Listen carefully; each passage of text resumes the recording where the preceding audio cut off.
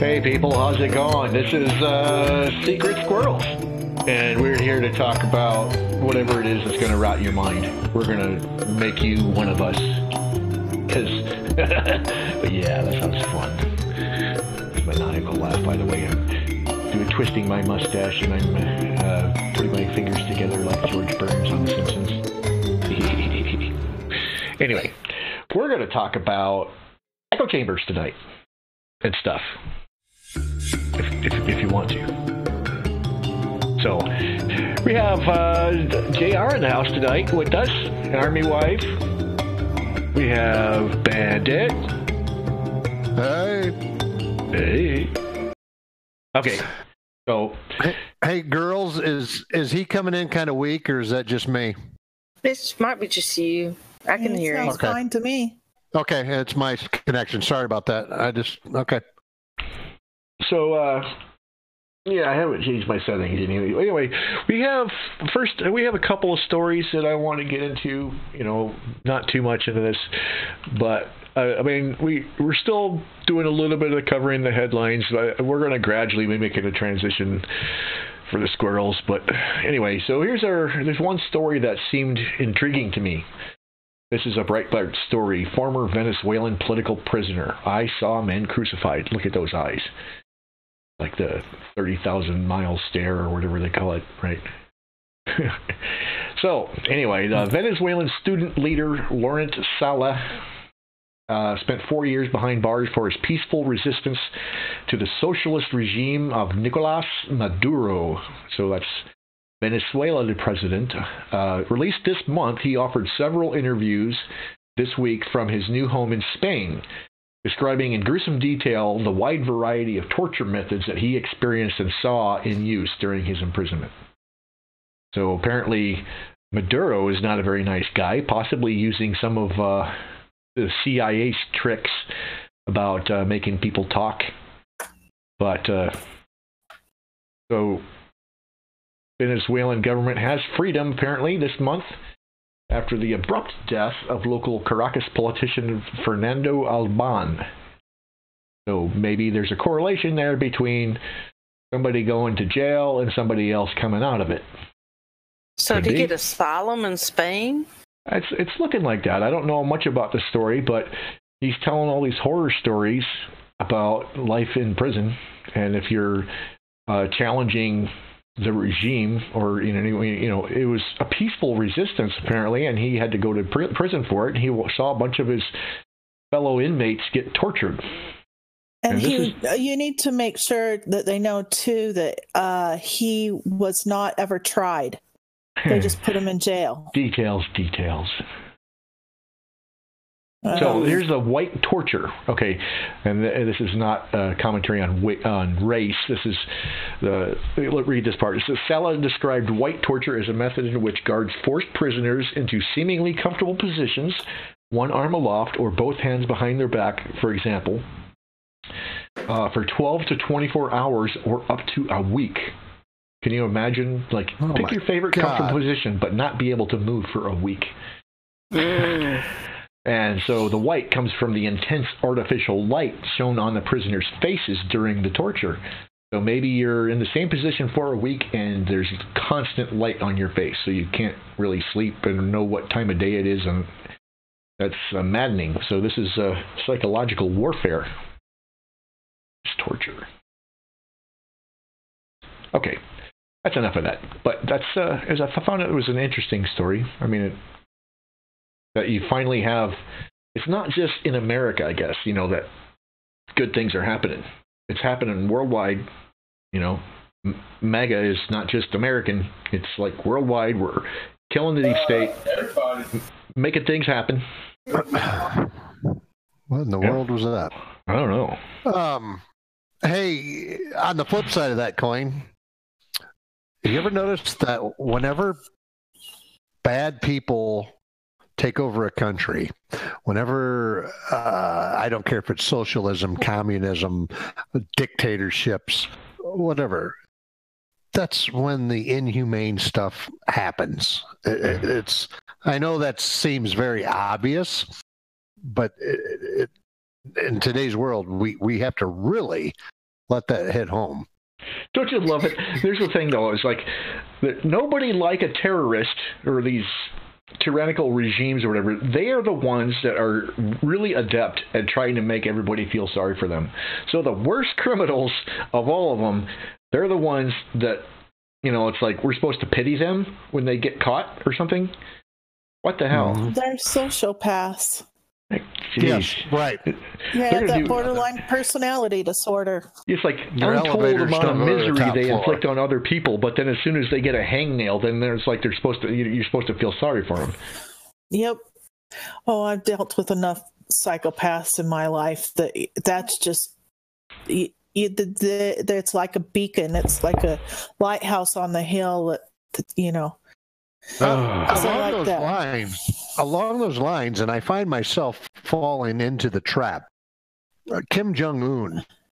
I really like the fact that President Trump did something with North Korea. And I really like the fact that it worked and that Kim Jong-un saw the light and realized that, his country was going nowhere fast and everything else.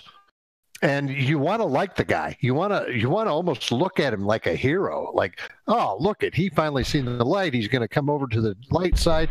But you got to remember how much crappy things he did to his people. I don't know that he was ever doing that according to his own free will. He might have been, a puppet from China the whole time. This stuff started before he was born. China, the People's Republic of China came into existence, and the very next year you have the start of the Korean War. Well, okay, fine. And then you have his father, Kim Jong-il, he was really bad. Yeah, okay, that's all fine and dandy, but he had stuff like he had his uncle killed because. What was the reasoning? I can't remember. His uncle. Was it him? That's what we were told, maybe. Was it the Chinese? Yeah, we don't know that it was actually him doing it. Maybe other people did it in his name. Do you trust the media to tell you what's really going on with Kim Jong-un? No, I don't. Yeah, we don't know anything about him, really. Except that we know that Vice President Pence went over there and rescued his sister, and suddenly he starts to want to have peace with South Korea. Maybe that's the leverage that they had on him. And now he shows up with this mutual thing in the Olympics. That started just because Pence went over there and rescued his sister. So Well, and we got to remember that, he had a special like for the Chicago Bulls for... Dennis Rodman. I always wondered if Dennis Rodman had lost more of his marbles than we thought. But I have to give Dennis Rodman kudos for that, for sticking with him so long, because I really wondered if he had lost his marbles and if that affair with Madonna did more damage than we thought. I'm sure that did a lot of damage. I am really surprised that he has not come out and made a bigger deal. Like, he was sobbing. Didn't you see him? No, he was sobbing. Yeah, I saw an interview where he was sobbing. I guess Dennis Rodman had gone and talked to President Trump.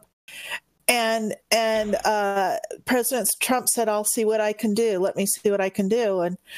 And he said when he had talked to Obama had just ignored him, and that really frustrated him. And he was wearing a MAGA hat, and I was just sitting there laughing. And he says, "But President Trump, he kept his word. He went in and he did what he could." And he says, "This is amazing. This is an amazing day for Korea." And it's an amazing day for us, and we've got the best president ever.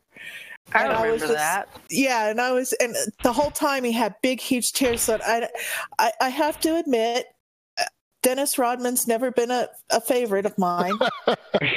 However, he went up in my book a great deal that day. So, but I like that sentiment, though. I think it's true that President Trump is going to go down as the best president in history. I think I agree. The scope of the operations that he's doing, the amount of work that he's doing to make this thing turn around, it boggles my mind.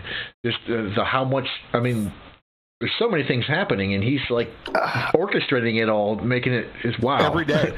Yeah, every day.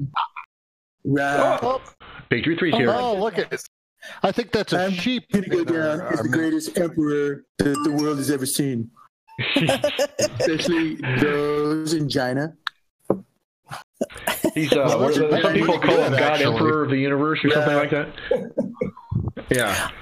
I in our chat, Baltimore Brian 1984 says, "Hi guys, I love what you do here. Been a fan and enthusiast from day one. I must admit it's hard in these times, though. Nevertheless, we will duke it out." That's right. Doc will be back in no time. It's been a couple of months now, and we're doing our best. It sure is. We're tired. I'm feeling like a little neglected, though. Honestly, I miss Doc Corsi. I kind of look at him as my mentor. I wanted him to come back, and I guess I just miss him. He's a good guy. I miss him. I miss those blue eyes. Happy Cat said he's a lady killer. Happy Cat says POTUS made Kim see what prosperity could do for them as a nation. I would agree up to a point, but I would think that Kim may, like Brain said, may have been put up against a wall, and the president was able to do something that no other president was willing to do. Well, the point is that we don't really know. He might be a bad guy. He might just be an innocent victim his whole life. He was put into this situation. Well, he may have. I mean, he was born into this environment. Did he ever have any personal choice in this? Right. He's just a puppet from the beginning. And Raymond Kendall Knapp. Okay, I said it right. Kim Jong-un wants to have Dennis Rodman's love baby, LMAO. Wait, I don't know about that, but maybe Dennis saw something that we didn't. And he knows stuff that we don't. Maybe he was woke early on. Right. And I'm willing to give that to him. Like I said, I'm not a huge Dennis Rodman fan. When his hair was green and he was doing the really weird things and then he hooked up with Madonna, it was like, yeah, there's something wrong with that boy. Yeah. But I have to admit, I have respect for him a lot more than I did before that. Come on, spit it out, Patriot. What are you trying to say? I have a student that was talking about Dennis Rodman being friends with his daughter the other day. And I said, yeah, right. And then he pulled her up on the phone and says, they don't believe you're Dennis Rodman's daughter. And she says, what?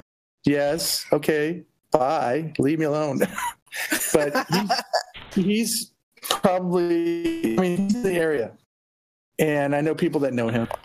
He's pretty down to earth, too. He comes out and he'll party with anybody around. Well, get him to come on here and party with us because we want to get the story. Let's get the story from Dennis. That would be awesome. I'll see if I can do that. That would be great because I would love to hear Mr. Rodman. I would like to hear what brought this about. I really would. We got Mr. Like Fancy Pants here. He's conservative in California. So, he's Mr. Fancy Pants. He knows all the fancy actors and stuff. I'm a reformed liberal. Oh. That's why we like him. So one of the original walk away people? Oh, I walked away. Before there was walk away. Before it was I just cool. walked back right now. I walked away and didn't even bother with the breadcrumbs. Yeah. I might have to do that. That should be a song. Somebody should do a song. Walk away. Is it a country music song? No, Bandit, if you do a poem, we can get our guy that does our music for us to do put some music to it. And then we could get Patriot to sing it. Happy Cat says Dennis Rodman's an alien, according to Men in Black. And I take Men in Black as a true story. No. Actually, no. That was not Men in Black. That was Third Rock from the Sun. And actually, they asked, that was an excellent episode. And I saw that episode. I don't want any infighting here. We're all MAGA here in our Corsi Nation crew. We're MAGA. We support all MAGA people. No infighting, please. Jacks. Men in Black. Infighting? No, it wasn't Men in Black. It was Third Rock from the Sun. Third Rock from the Sun. It was Men in Black. Because they also got their news from the Enquirer. The National Enquirer. Thank you very much. Yeah, I take the National Enquirer as much more reliable than MSM. I was just going to say the same thing. Yeah. Happy Cat says both. And it's entirely possible that both, Dennis Rodman might have been guest on a couple different shows. Could happen. He was an alien on Third Rock from the Sun. It was hilarious because he was still had green hair. Okay. That's my kid's favorite show. It might be both is the point. Guys might be both right. Jax always wins because she's Brain's I'm always favorite. Right. She's Brain's favorite. Even though she likes dogs. She's a little stuck up. Dogs are great. Yeah. You people. Dogs rule. I got that backwards. All right. Yeah. No, they talk about Dennis Rodman. They talk about Dennis Rodman in Men in Black, but he was not in Men in Black. But they talked about him. So getting on with our show. Trust me on this one. I know these things. Bandit. I know both of them inside and out. Bandit's his real name, too. That's what his mom called him. His mom named him Bandit. She loved him muchly. She was a fan of what's that? Denver. Smokey and the Bandit. No, she was a fan of John Denver. Yeah, John Denver smoking Rocky Mountain High. Yeah, he's a love child, John Denver. It was on his way to Colorado. I don't want to know that story. That would just scar me. Well, she was a groupie back then. Thank God I'm a country boy. Now, who sung that? John Denver? Yep. Okay. Rocky Mountain. He was from LA too, so I don't know where he came from. Maybe it was Bob Denver's love child. Bob Denver? Is that Bob Gomer Denver's Pyle? love child was John Denver, yeah. Oh. It was him, and I think Ginger actually was the hookup on that one. Oh my! Oh, I don't even want to go there. That would no. So Ginger's his mom? Bleach. I would hook up with Ginger. Ginger was hot. You seem like a Marianne. Yeah, Marianne was way hotter than Ginger. Come on. No. Oh, who do you guys? Hold on. You're looking for Mrs. Right Now or Mrs. Forever? I mean, that's the question. Yes, that's true. And we're on an island, trapped on an island, so we have to go with Marianne. Yeah. The farmer's wife. You got to go with the farmer's wife, not the farmer's daughter, rather. Farmer's daughter is the one you want. Gilligan, whoop. Whoop. That's the captain imitation right there. Yeah. Yeah, you did a better Trump. Just saying. Whoop. You're doing a pretty good bandit. Robot. He needs to reset his router. I think he's on his phone, right? Who's that? I'm on my tablet. Patriot. What about Patriot 3? What's he on? Yeah, he's doing some roboting. I'm rolling on a Mac. What's your network, though? My net worth? Network. Not much. I got these Cash, stickers in my pocket. Cash right here. We're trying to find you a woman, Patriot. Oh, no. Don't tell my wife that. Is she more Marianne or Ginger? She's pretty ginger, man. I gotta tell you. See, that's the problem. You're going after the wrong girl. Got to go after the farmer's daughter. League. There's no question. I don't know how I pulled that. Yeah. So to try to get people in the neighborhood to vote, go the way. So if anybody out there in the audience has been having problems with your internet connections, your ISPs, your routers, or whatever it is, don't feel like you're alone. Deep State is after us. They're throwing us all sorts of spy stuff and things to slow down your computers and stuff. They don't want us talking. They even just reboot your router. Keep your fingers crossed and hope for the best. And do the Control R in your Discord every once in a while. Control R resets your Discord. It resets your Discord. See, I can't do record. I can't do that on my tablet. Yeah. Uh-huh. Yeah. Mm-hmm. You're not very helpful. I don't know what to tell you. I mean, this is You were supposed to come over to my house and straighten this stuff out for me. Oh, that's right. I forgot about that. I like taking my weekends off. Weekends are valuable. I know. My kids really wanted to talk to you about flat Earth. Yeah, I don't know a lot about flat Earth. I don't really want to. No, that's the thing. They don't believe in flat Earth. They just wanted to hear. They just like to learn stuff. They love. They have open minds. They ask questions constantly, and I love it. Brainstorms Admiral Byrd. Shh. So I'm scrolling through the news articles here. I'm not seeing a whole lot that's worth talking about. What do we got? Chinese intelligence officers and their recruited hackers and insiders conspired to steal sensitive commercial aviation and technological data for years. That's the Justice Department. Let's take a peek at that one. Justice Department putting out some info. So, Chinese intelligence officers and those working under their direction, which included hackers and co-opted company insiders, conducted or otherwise enabled repeated intrusions into private companies' computer systems in the United States and abroad for over 5 years. Kind of like Feinstein's driver. Conspirators' ultimate goal was to steal, among other data, intellectual property and confidential business information, including information related to a turbofan engine used in commercial airliners. Because they don't have any creativity themselves, they've all been taught to toe the party line. Oh, no. And they don't have any creative capacity of their own. When Obama was in office, I had to go into my servers and directly ban countries. China and Russia were the two countries that I had the most problems with. And China by far outdid Russia 2-1 at least.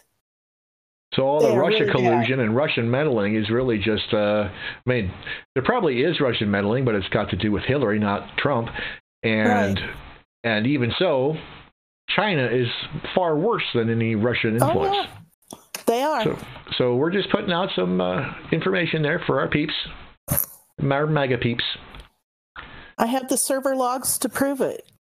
So does this have something to do with the Bloomberg article about that little chip they had put in all these computers that were spying on companies?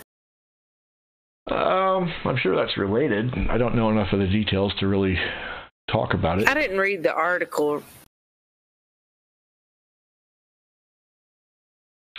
But just in general, as Squirrels move forward, I wanted to move more towards education. And tonight I wanted to discuss this topic of how, the mainstream media, you got Hollywood, all these people that are pushing their perspective, and a lot of people that are saying that echo chambers are a bad idea or bad thing. You want to be able to be exposed to a multitude of perspectives. And I think there is a time when having an echo chamber is actually useful, because think of it like this. If you have a bunch of people that are all getting picked on by the same bully on the playground, and those people get together and decide they want to fight back, there's safety in numbers. Us conservatives have been bullied by the communists that are running big social media and the legacy media. We've been bullied, and now we're coming back together on Corsi Nation, and there's a lot of other sites out there doing this kind of thing. The Patriot Movement and Gab's been harassed, and they're getting all sorts of stuff happening to them, but they don't want us getting together and comparing notes. You're learning from each other and figuring out what the deep state is about and what we can do about it. So I'm just saying there is a time that for echo chambers, and I was hoping that this kind of theme would be a good topic of conversation tonight. Absolutely. What do you think? Yeah? Does it make sense to you all what I'm saying, that we do need to have some amount of time to kind of gather our thoughts and provide a worldview that makes sense of all these individual pieces of information that you get from. I mean, we cover all these news stories on the Corsi Show. There's lots of headlines and stuff, but we need to be able to tie it all together. We need to create a coherent worldview to rise up and challenge the mainstream media's narrative. We need our own narrative to counter it. An alternative perspective. Yeah? Well, we are behind the 8 ball. I mean, we talked pre-show a little bit about this, JR and I, and we are behind the 8 ball because we sat on the sidelines and watched it happen. We watched our country get to this position. And I mean, some of us did our what we thought were our civic duties and voted Republican and tried to talk to our friends and neighbors and everything else. But like you said, we were at a disadvantage for the last 10 years. I'm going to say 10 years. I'm sure it's longer than that, obviously, but really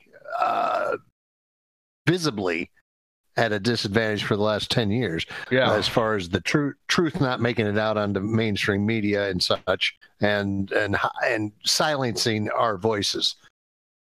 Well, the Mockingbird, Operation Mockingbird, which I'm sure some of our listeners would already know about, that started roughly about the time of JFK assassination.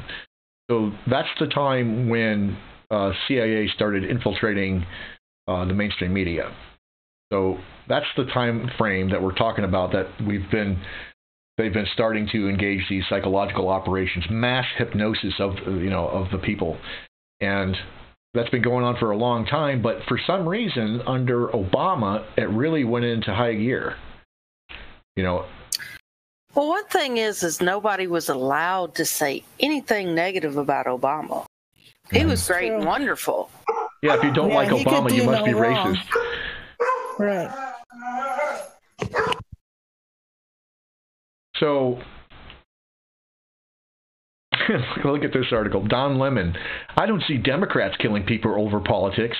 What a load of nonsense. What? Really? Does he not Are you kidding me? Is he even awake? Does he have a brain since the lobotomy? No. That would explain it. He does his Satan worshiping and probably believes with the nonsense he's saying himself. You can't lie continually like this without believing it yourself, right? You probably have brainwashed yourself into believing this stuff. One would hope, but I don't know. These guys keep outdoing themselves on stupid. Just saying. Looks like Patriot 3 abandoned us. Same with Army Life. He did. They don't like us anymore. Well, I'm going to tell you, my connection's not great, and I'm fading in and out here. I'm hearing you sometimes, not hearing you other times, so it probably won't be too much longer. I'll be heading off to bed myself. They're after us. They're trying to silence us, and I'm feeling sorry for myself. Well, you got to think, just like what Bandit was talking about earlier, if it hadn't been for Facebook, I don't think people would have joined together and realized that everybody, well, not everybody, but most people had the same ideas about patriotism, the Republic, and the Constitution, and where our country needed to be headed. Well, not only that, but I think that people didn't realize, like Brainstorm was saying, that that there was other people, and they weren't the minority that were agreeing with them. They were the majority. Right. And Trump rallies, and you can see we are in the majority, not the minority. Exactly. I hate to say this because I hate people who always go, well, I knew this before anybody else or anything like that. But I'm going to tell you that before President Trump got elected, I was telling my friends and family that we are the majority. There's common sense and American people. It's too prevalent. We are the majority. I knew that before he got elected. The unfortunate is the mass what do you want to call it? The mass amounts of liberals around big cities and such. That throws everything off, and thank God for the Electoral College. But news, mainstream media, corporate news wants to show us this picture. We now know this. But they wanted to show when people were having conniptions about transgender bathrooms. No, the majority of Americans did not want that. But corporate news tried to show it like, oh yeah, all America wants this. It just, oh God, drives me nuts. Sorry. Well, just like the CNN and all the mainstream media is a production and like a movie being produced. You could see it when CNN was caught having the protesters, and they were orchestrating the protesters. They weren't reporting the news, they were making the news. That's Wag the Dog. Robert De Niro was in that movie by chance. Ironic. He's such. I'm sorry. I've never liked Robert De Niro ever. I actually used to like him, and now I'm seeing him for what he is, and I'm just like, I liked him in Meet the Parents. He's one of the worst of them. I've never liked him ever. I've never ever liked him. The only movie that he did was decent was Awakenings. But the sad thing was today when DC brought up the Big Bang Theory. I liked that show. I was a big fan of that show. Not any longer. These people keep shooting themselves in the foot. Big example of that. Two big examples of that. The NFL has lost more viewership. Right. I used to be a huge Chicago Bears fan. It was the only sport I followed. I have not watched a game this year. I watched a couple of parts last year, but I have not watched a game this year, and I no longer miss it. I don't care. And Tim Allen, I loved his show, and thank God Fox picked it up again and is running it on Friday nights. But what a great show. And not just because it picked on liberals either. It was funny, good written, great stuff. And they cut it because of political reasons. And then Roseanne. And then the Connors, yeah. Yep. Roseanne came back on and was doing a heck of a good job. And I actually watched it. I actually liked it. And then they fired her. And I hope it tanks. I hope everybody there ends up on the unemployment line. Yeah. See, in this article I got up here right now, it's the Pope saying that pedophile accusations are Satan's way of persecuting the Catholic Church. Maybe those accusations are true. That's the problem. We got the truth there.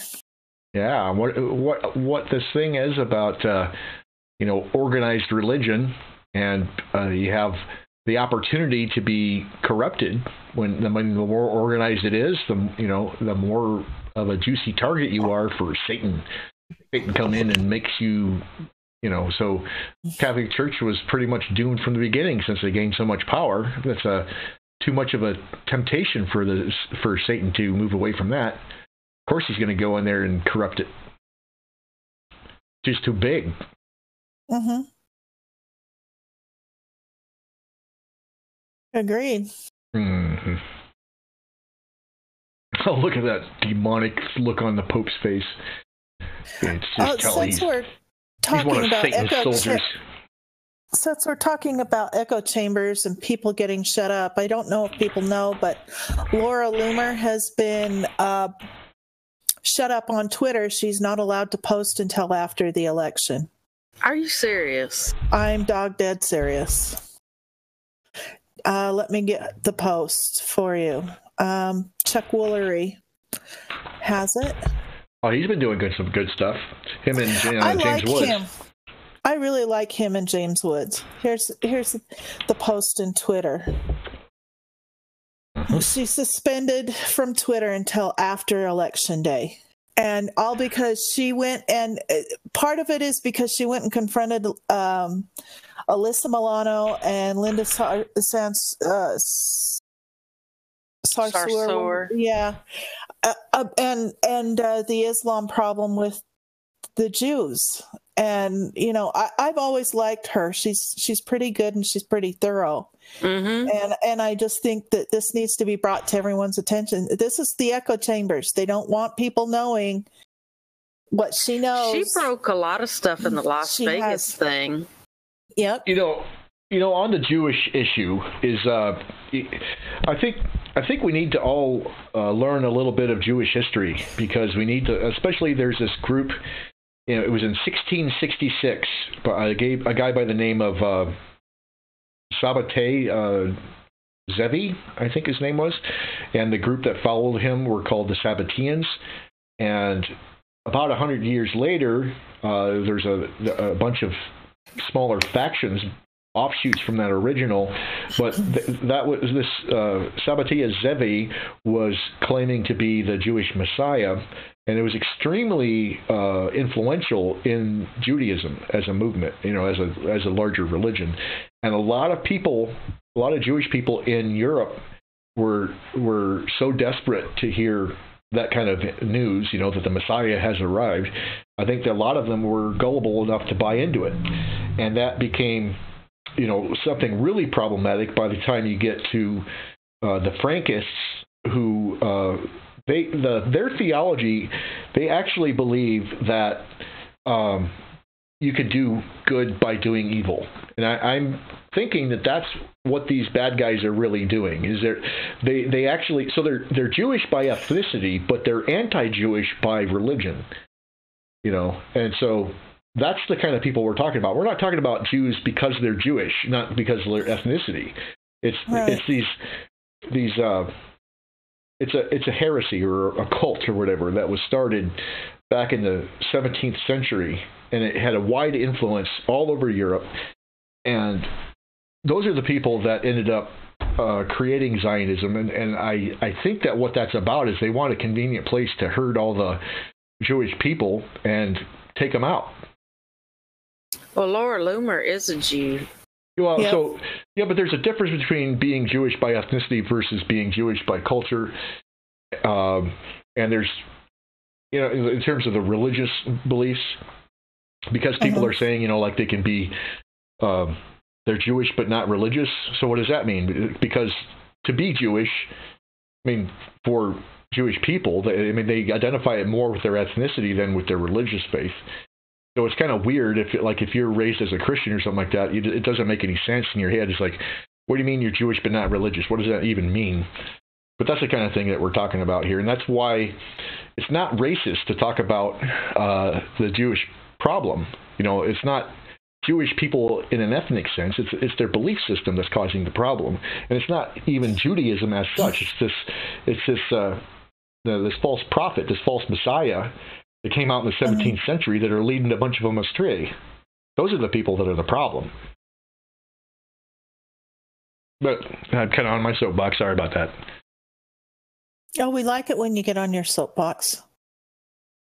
Yeah, so Happy Cat in here, you know, isn't Soros Jewish? Well, Jewish by ethnicity, perhaps, but not Jewish in his religion. You know, which religion is he? How does it that someone who is ethnically Jewish... He's self-serving. Well, how is it that someone who is ethnically Jewish going around killing Jewish people? Right. What is he doing? And what is he up to? He believed he was God, so he's 2 tacos shy of the combo platter on top of it. Well, no, but it's got to do with their religion, though. It's this Sabbateans, especially the Frankist version. Yeah, it's this. You know, it's a certain form of what is it? The Zohar, I think, that what they call the Babylonian Kabbalah. There's a Torah and the Talmud, and anyway, so don't mess with the Zohar. Yeah, the guy with the turban, right? That's a whole different thing. Yeah, but anyway, you know, I'm just gonna warn people not to be blanket anti-Semitic. It's not the ethnicity that's the problem; it's the beliefs, and they And it's not Judaism as such. It is this weird offshoot of Judaism that's the problem. And I think they were also, if you've never heard of the Armenian genocide, that's another subject you can look into. But that was just after World War II started. A bunch of these people started killing a bunch of Christians in Armenia. And so they used the war to kind of mask this genocide thing that they were doing. But they also started pretending to be Muslim, and I wouldn't be surprised if the radical forms of Islam that we're seeing are actually derived ultimately from this Sabbatean group, because they were pretending to be Muslim when they weren't. And then they went up to Poland and pretended to be Christian for a while too. So there's all these things, all these trains of thought that are underground and kind of hidden in the history books and stuff. Those are the people we're looking for. Here we go. Okay, Patriots that'd back. be interesting. Army Wife's back too. You guys get your router problems situated? Yep. I was trying to sneak in so I could troll you, but I didn't realize I got hooked up again. No, you sound good. I'm hanging out with Fox One tonight. Hey, Fox One. Hello. That's all he says. You wouldn't know he's not a robot. We want to hear what he has to say too. We were just having a conversation about how living in the city, the arrogance a lot of people have in the city towards people that live in the Midwest that are self-made people. And he was talking about growing up where? Wyoming. Tell him about it. Tell him what you were telling me the ranchers are. Yeah, I was just mentioning to Rudy, or you just died. I was just mentioning that the ranchers and farmers that I grew up with are definitely the smartest people I've ever been around, especially ingenuity-wise. They can fix anything. Something breaks, they'll fix it instead of having to run out and find someone to do it. Quit smiling, Bandit. He's smiling. I can tell. It's called resiliency. Yeah.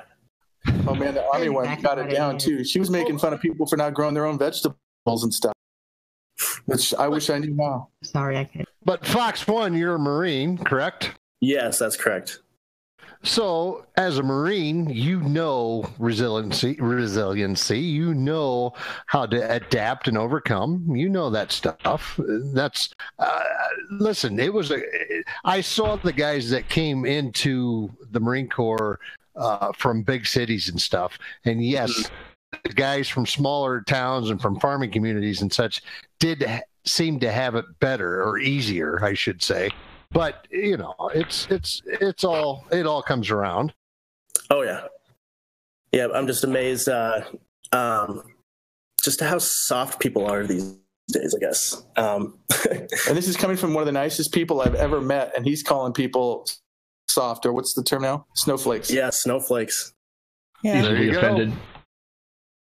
Gotta have your I safe was also space. mentioning earlier too that in my circle of friends, you know, I'm a young lad, but all of my conservative friends are so gung-ho about voting, and all of my liberal friends that I've talked to, they're kind of either wishy-washy about it or they're not voting this time. They don't know what they're doing. Good. So, That's good to hear. good news. Isn't that always the balance, though? Oh, guys, I just saw on Breitbart, Barbara Streisand may move to Canada if Republicans keep the House. Can we hold her to that? Oh, God. she made that How many? promise, and I got a Barbara Streisand story. Oh, I got a Barbara Streisand story. My wife ran into at a place called Rogers Gardens, which is a really bougie place to go shopping for plants and stuff. Bougie. And You gotta for the have to garden. explain that to us, Midwesterners.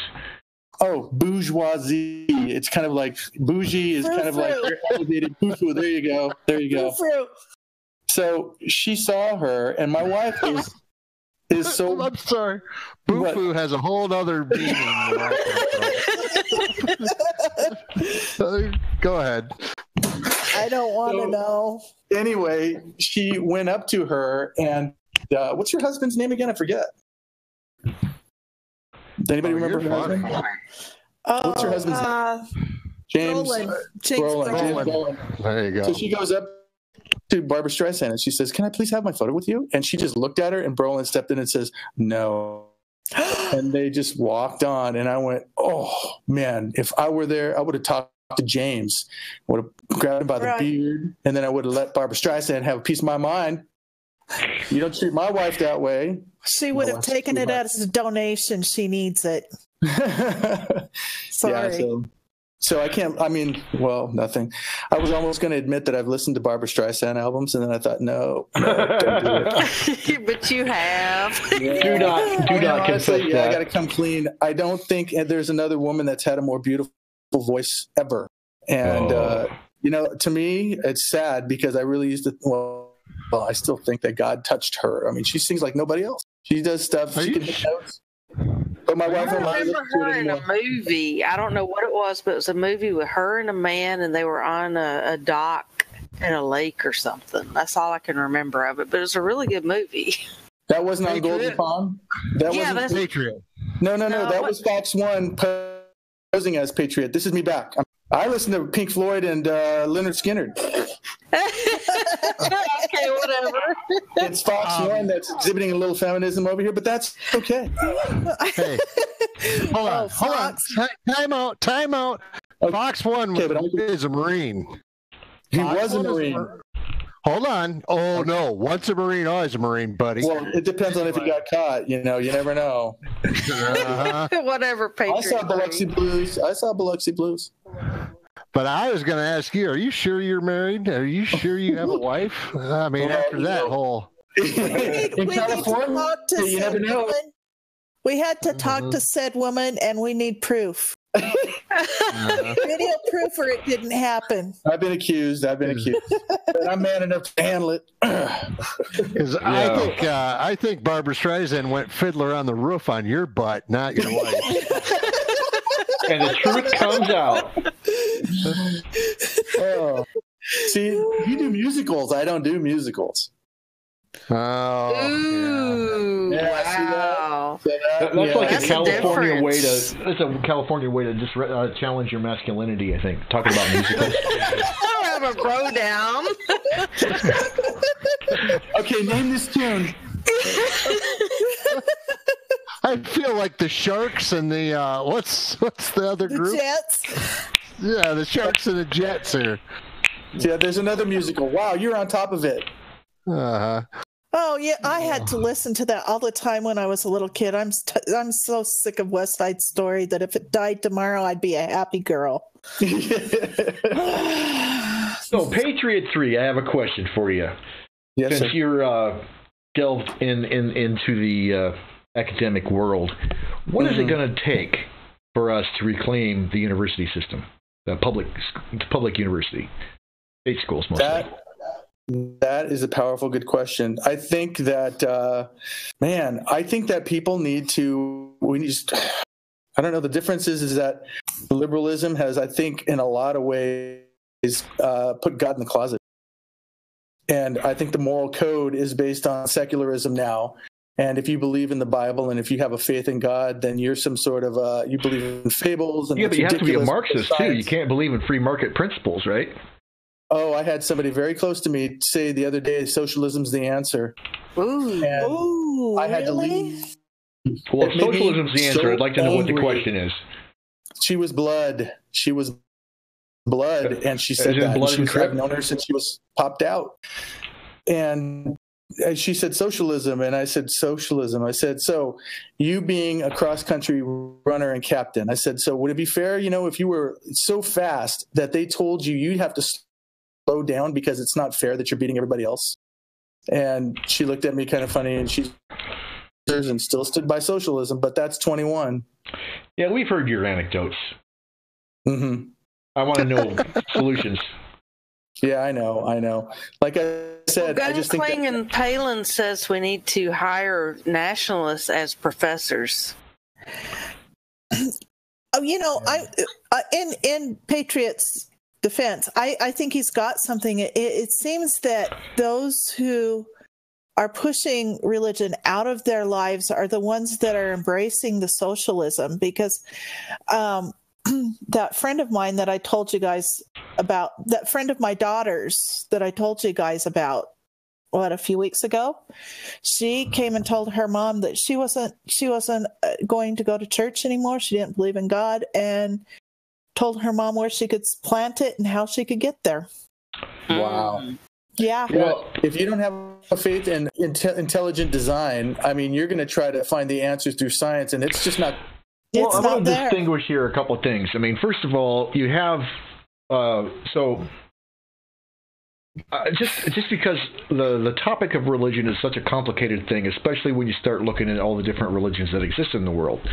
But like in terms of the way that the hierarchy works in the university system, the way that the standard model is presented, I mean, they're by and large they're materialists, and that means on the one hand it means atheism because of scientific materialism, but that's a different thing than the identity politics, which is more about cultural relativism, right? So we have, like, on the one hand, you have somebody, like, say you're Christian, and you have, your own image of a moral ideal is in the person of Jesus. Jesus represents your own moral ideal. Whereas if you're a Buddhist, then maybe it's the Buddha or whatever, Siddhartha Gautama or Confucian, maybe, you get my point. So that you have some kind of moral ideal that you kind of hold up as the kind of person that you want to be, right? So there's your concept of a perfect human being, morally speaking. And then you have a different question, whereas something akin to like God the Father, or some kind of like what your conception is as the source or the ground of being, so where did the world come from? That's a slightly different question. So like, what is the nature of reality itself, and what is the source of that, or what is the substance in which this is taking place, the context in which it's taking place? There's that issue. And but so a lot of people are going to be moral relativists, right? They think that most of the high school students, when you're first getting into college, they're already cultural relativists. So that's like, you're taking cultural anthropology courses, then you're going to you basically think, well, there's all these different cultures in the world, different moral systems, therefore one's not better than the other. So they've got a problem that they've reached a conclusion without really even asking the question. But the question is then, like, which moral code, which moral system is the best? Who is really the moral ideal to have? And that's a different question than like a scientific materialist is going to ask, like, what is the origin of the universe? They're slightly different questions, different contexts, but they all happen in a university environment. So, how about we're in a country that still identifies 80% with Christianity, whether they're practicing or not. They were raised with those ideals. And when you start to get into all the complexities like you just did, I feel like you got to keep it simple. And the 10 Commandments, Christ didn't make it that complicated. There was 10 Commandments. And well, it is complicated. You don't want to overcomplicate things. I don't want it to be unnecessarily complicated, but neither do you want it to undercomplicate things. You can't oversimplify either. You have to respect the complexity of the phenomena that we're addressing, and religion is a complex phenomena. You have to respect the complexity of it. And if we're going to deal with it. Because I was saying today that you don't know that God isn't somebody that's a million years more technologically advanced than we are, and that's what God is. Who's to say that that's by not who breaking God it is? down into smaller questions, though, then it's easier to confront these things. Like you can have Jesus as your moral ideal without putting any particular story to, what is the nature of the universe. They're separate questions, and then you can deal with them on separate foundations. Isn't that amazing? And so, okay, so I thought the question was how do we get our schools back? That is. How did we? I'm talking about it. Like, okay, so like right now we have, like in the public schools, like primary, secondary, we have separation of church and state. So anytime that you want to talk about morality, then you get the liberals or the lefties. Not actually liberals, but anyway, the lefties will scream, separation of church and state. So you cannot discuss morality or your character. You can't talk about what it takes to build good character. Why? Unless you're that's fine. But let's simplify this down to as simple as it can get, and that is the same as media. Exactly the same as media. Take the bias out. That's all you have to do. Take the bias That's out. not possible. I mean, that's something that the postmodernists actually have right, is that you have, in other words, if you're trying to ask a question and you build a science, some discipline around a question. So like biology is the question is, what is the nature of living things, or something like that. Then the way that you frame the question is going to define what kind of data sets are even answering the question that you're asking. So it's about framing the debate. The way that you frame the question is going to determine what types of answers are going to be viable, as solutions to that question. Take the debate out is what I'm saying. Then you wouldn't have any university. That's what university is about debate. You want to learn Not things. necessarily. Unless you're a fascist. It's about Like what's learning. going on at Berkeley. You learn through a debate.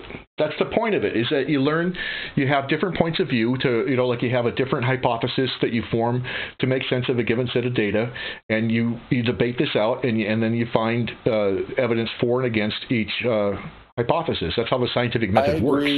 I agree 100% with you, Brainstorm. The only thing I would say is that the person in charge of hiring has got to figure that out and keep the debate going by offering jobs to both sides instead of stacking the deck one way.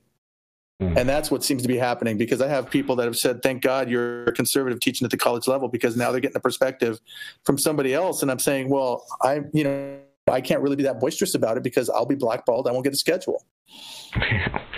Yep. And that's what's happening. Yeah. I mean, Bill Ayers got hired. at the University of Chicago. I know. And He's he's a domestic terrorist, and he got hired. Criminal. Yeah. He's a convicted criminal. And I can appreciate where they're trying to come up with, let's take this guy as a resource and find out what motivated, this to happen for him, and to have the set of ideals that he's got to fight for his point of view. Like today, I was listening to the Praying Medic, and it wasn't the Praying Medic. It was David Prater. What's his name? I'm forgetting. You guys know who I'm talking about? Prater. The Prater education, where he's got conservatives that will give you PragerU. Prager, Yeah, that's Dennis it. Prager. And he had Tucker Carlson on today, who was just destroying the concept of Cesar Chavez. I didn't even know this. He said Cesar Chavez was anti-illegal immigrant because they were taking jobs away from American migrant workers, and that they actually had people go and abuse illegal immigrants trying to cross the border in the deserts, in little militias that would go out there and do this. And there's an Obama named a holiday after this guy. I mean, crazy. So when people first go into college, the first thing they're asked to do is like choose a major. And so this is just basic thing. First, you have to decide, are you going to pursue the sciences, or are you going to pursue the humanities? So that's like the first choice in narrowing down your selection. So the sciences, they're, at least in theory, they're trying to find the objective facts. What is the nature of reality, right? And so so that question is about. And the other side of the humanities is really it's basically the distinction between facts and values. So the sciences, you're trying to find your objective perspective, which I don't even believe exists. But anyway, we'll get to that another time perhaps. But there's the fact of the matter, and then what it means in terms of how we live our lives, and that's where the values come in, right? So there's the facts and the values, what it is and what it means. Right? So the humanities there is, at least in theory, is to help you live a good life. And so religion, for example, would be a good thing to put in the values column. But that doesn't mean that it's not factual in that sense. It means that you have a different methodology for understanding what our values should be. It's not based on empiricism, it's actually based on rationalism. And it's not blind faith, as an empiricist would tell you. It's actually understanding the complex system of beliefs that you hold within your head, and how to make those beliefs consistent so that you can live a good life. Yeah, well, that's all goes back to your core value, though. And this is from fundamentals. So they the fundamentals of how you learned how to do something. Were you ethically? Which comes from your parents. Yes. Well, you get it as a child from your parents. From the earliest stages, your parents are starting to upload that program between your ears as to what's right and what's wrong. And eventually you get out in the world and you get modified and you get influenced by other people. But it starts with the folks at home. But if we didn't have if we didn't have this separation between church and state, then we could start talking about morality in the school system, which I believe is just as important as the fact side of things, as the value side of things. What kind of person should you become, right? And why? Sergeant Major here. What's that? Hey, Sergeant Major. Ladies, gentlemen. Hey, this is my my little soapbox moment here for a second. I've been listening to you guys going back and forth in regards to religion. And the way I see it is I took a little bit of what you all been saying. Yeah, it can come from the parents, but at the same time, your parents are bad people. You don't want to portray what they do. But exactly. I'm pretty sure everybody here, though, has something instinctively put into them. I would call it the soul. That kind of tells you whether it's right or wrong. Something that's not right, you kind of feel it. And that's when you either go for it or you don't. You either follow what your feelings are or you don't. The Holy Spirit. Well, it doesn't have to be based on feelings, though. Actually, I mean, you can. Well, I'm just saying that there's something inside of us all that tells us that something is right or something is wrong. It doesn't have to be religious. It's just something you're kind of born with. That's the way I see it. Your conscience. Now, because you got to look at it. Even religious leaders, they fall prey to doing the wrong thing. So there's something that's embedded in us. I think that why would a loving God allow bad things to happen? You go back into theories, but and in regards to religion, it's really hard to say because in theory, if you follow religion's about love of mankind. So whenever religions go against each other, I don't think that's really what religion was meant to be. Right. Well, there actually is an academic study of religion, and you can be systematic about it. It doesn't have to be just, being subject to what your parents brought you into the world to say. You can go through and evaluate for yourself. You go through and it's called even academic terms for that. Like you can talk about it in terms of deconstruction. So that's the Heidegger thing, and then. Later on, you had Derrida come in and do a purely negative version of it, but the Heidegger version is actually pretty useful.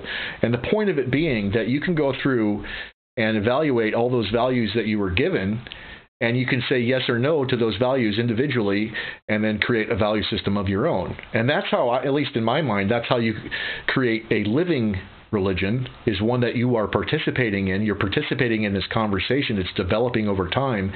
And it is about articulating what your conscience is telling you based on the principles of your actions. But you have to be free to talk about those principles. And you have to be free to ask those questions and how, and what they call lifeboat ethics. You create certain scenarios in a hypothetical situation. And you say, okay, what if this happens and what if that happens? What would you do and why? And you can start to interrogate your own value system as you've inherited it, and start to find your own way.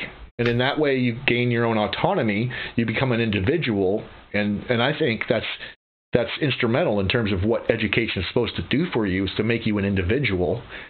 And just your values that you have chosen consciously. And then sometimes you also find yourself going against your own values. You can go against the values that you were raised with, but now you're choosing to live by your own set of rules. And that's literally what autonomy means, is self-rule. That's what freedom is really about. It's not being free from rules. It's about being able to live by your own rules. And that's something the government, that's where the government, top-down control systems are not going to want to teach you that.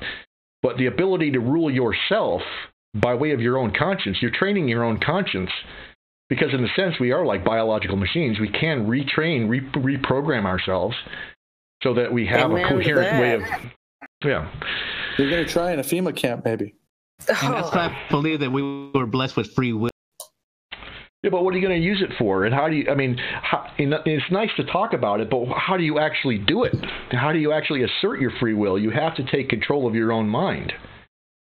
Well, yeah, for many people, not all people, because some people can't think outside the box, but whenever you become more and more self-reliant and you're relying on yourself to not only make, of course, decisions for yourself, but decisions for your future, the future of your family. And just to be able to depend on yourself with your own skills, or to build your skills up to where you want to be, so you don't have to rely on others for so many of your basic needs. That's where you're definitely freer than you were, say, 10 years ago, whenever you relied on more of the government, you relied on somebody else, you followed them, to jump off a cliff if that's where they were to jump off of. Some people have more common sense, I think, for a lot of it, to say, you know what, no, I'm not jumping off that cliff. You just go right ahead and help yourself. Well, as I get older, I feel more freedom. I feel freer to make certain decisions that I wouldn't have done 20 years ago. Like commando or no commando? Exactly. It's a joke level. like choking Patriot 3 or not choking Patriot 3. Exactly. So, as we get older, because I'm definitely older, I think, than most of y'all. Yeah, okay. We become more and more just self-reliant, and cerebral. We've got so many. Yeah. No, but from my point of view, I'm talking. We have a ton of skills. We just have a ton of skills that we've learned for, hard knocks. I mean, if you get the crap shocked out of you when you're working on something electric, guess what? Don't do that again. But there's some things a book cannot teach you some things.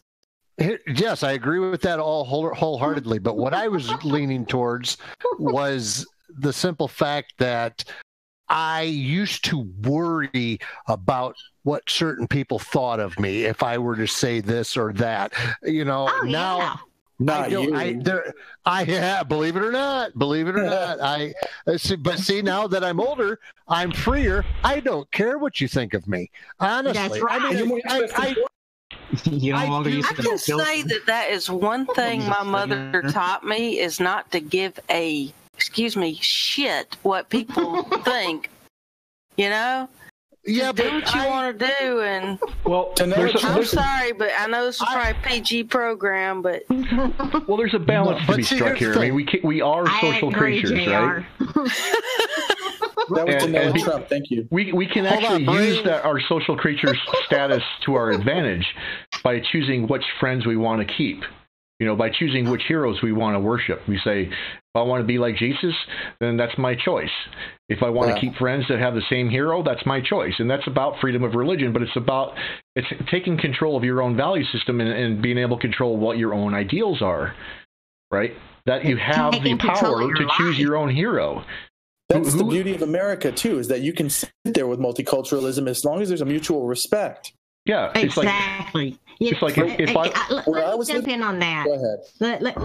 Okay, so you have the floor.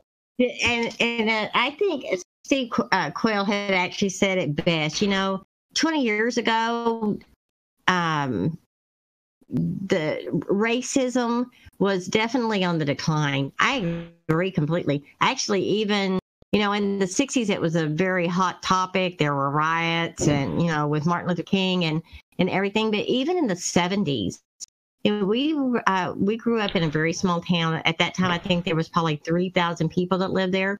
Alcoa was there, so we had a small industry.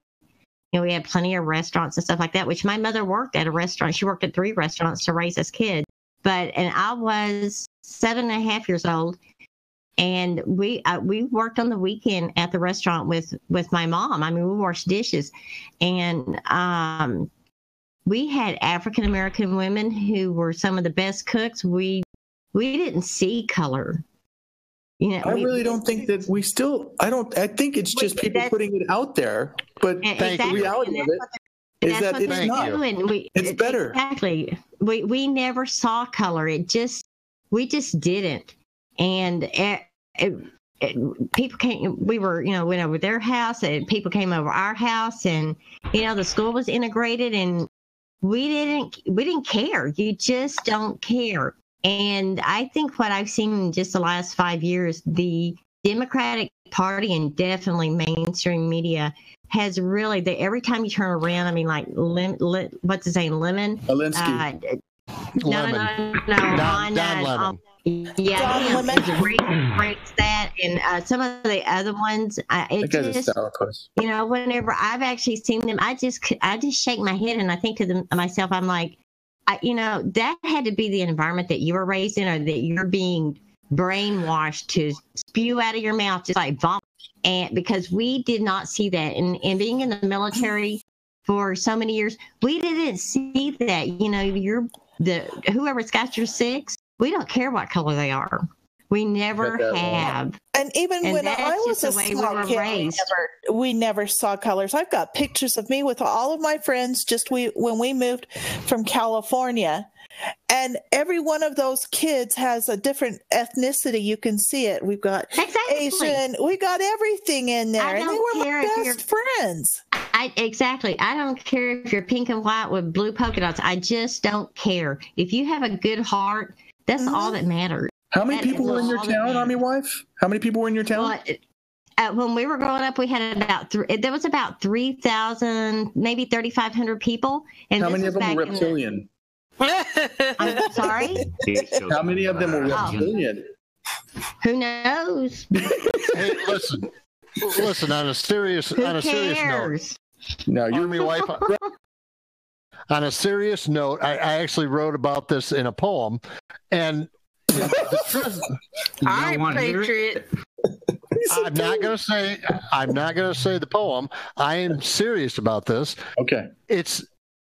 They are afraid, they being the elitists, they being the ones in power, they being deep state, are afraid of us all getting along.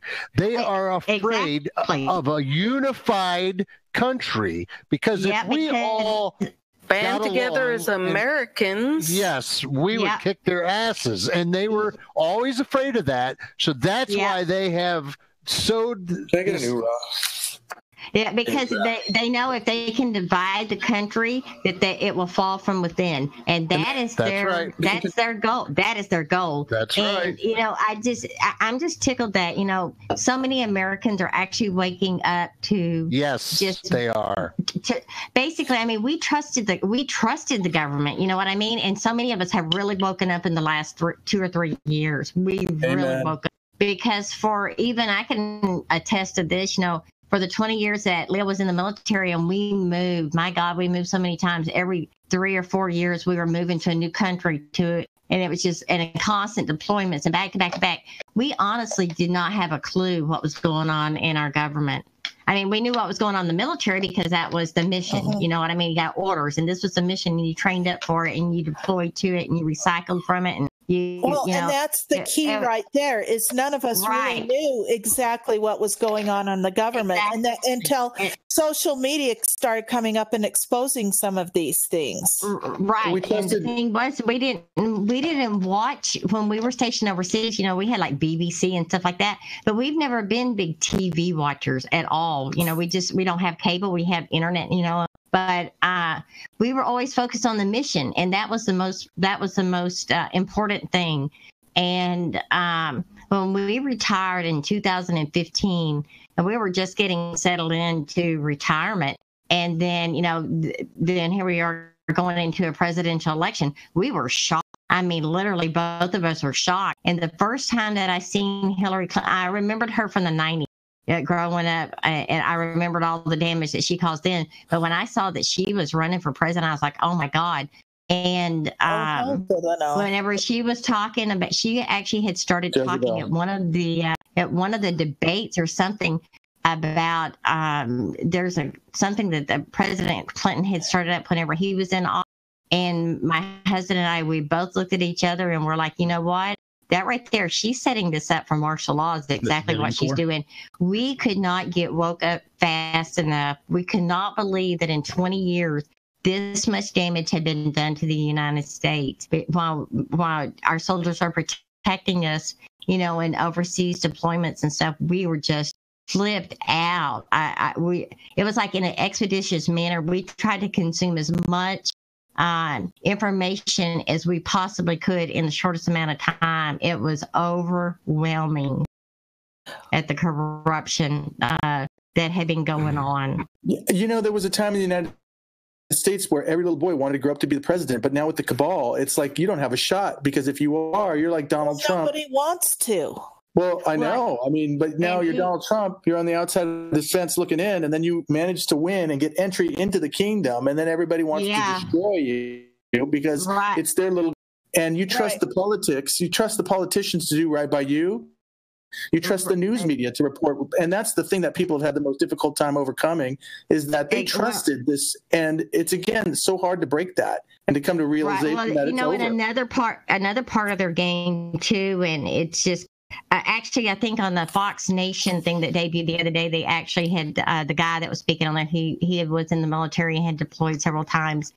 And anyway, he has said that only 1% of Americans are actually in the military service, or they know someone in the military service. And that's true, because there was actually a study done by the Department of Defense last year that they were in shock that so many people didn't know about the military. So they're trying to do an incentive to get people more and more familiar with people in the military. What do the military do? What do our services do? What do they provide for our country? Because people are just ignorant to it. There are so many people that do not have a clue as to what our military does to protect us and what freedom really means. And they just got away from the basics. Can I chime in? Sure. I was just going to say that, I always am trying to turn lemons. And during this last, 18 years of being at war, I've been fortunate enough to work with a bunch of veterans that are coming back and working with them in education. And it's been amazing to me, because the lemonade produced as a result of this is you get a lot of people, blue-collar products from the United States, that go out and abroad, and they go and see the world, and they come back and realize how good we have it here, and they fight for that. Whereas before, we wouldn't have. Yeah, I agree. Before I leave and go to bed here, I'd like to say that this was a heck of a show tonight, Brain, that the more the merrier. It always turns out to be a really good show. And Patriot, yes, sir. You make fun of my poems. What's up with that, man? No. You made fun of my Barbra Streisand, mister. And let us not forget. That's just flat out gay. Let us not forget about the musicals. The musical thing, that's the thing, too. Did you come from Berkeley? Were you trying to swoon some ladies with that poetry of yours there? I found myself a cherry. Okay. Remember Animal House?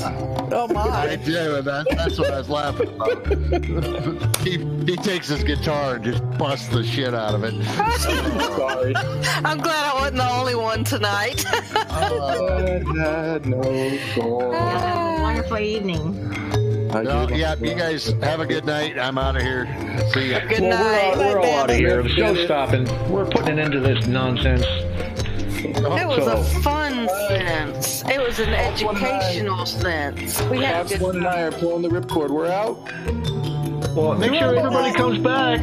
Come on, we got to do this. We got to build a whole momentum thing here. We have to build a movement. So let's get on it, people. Bandit probably left right now because he had to go build his own movement. Okay. Yeah. Oh, we're gonna end up on that again. Yeah, ending on the high note. Pollock. See you guys.